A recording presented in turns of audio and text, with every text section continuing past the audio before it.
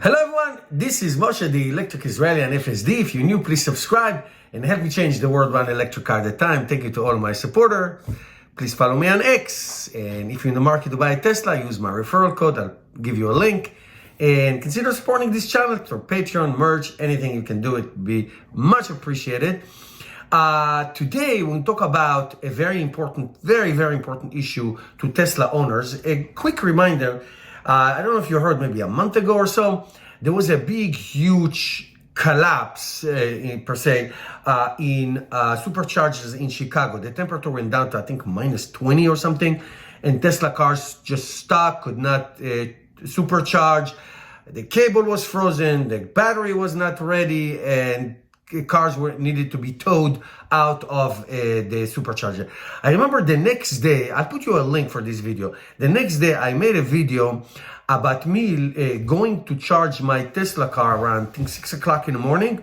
I think it was minus 13 degrees or so, or 11 degrees, I don't remember. It was very, very cold. And I went to a supercharger not too far from my house and to see if the car was charged. So, just yesterday, Tesla started pushing cold weather software update 24.6.2, and then that is to improve the cold weather supercharging. And let me just explain to you.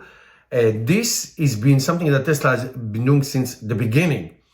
When you go to a supercharger, navigate to the supercharger, even though you know where it is. When I drive my annual trip to South Florida from northern New Jersey, I know all my stops. I know exactly, I mapped it out. I know where I'm going. Still, I put the navigation also for traffic if there's any accident or something, but also I put so the car preconditions the battery. Okay, whether it's hot or it's cold, it doesn't matter, but especially when it's cold. So this software update reminds you to precondition your car using the navigation. That's essential. Doesn't matter what the season, it doesn't matter if you know where it is. Okay, so that's number one. Number two, when you do that, it heats up the charge port, okay? Very important.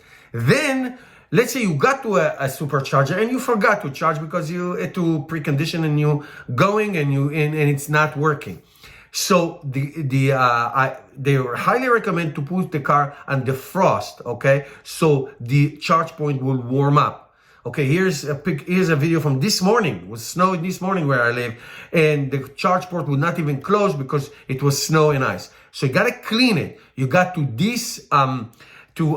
make sure that it is clear to charge. So let's say you are in the supercharger and it's not charging because you didn't precondition.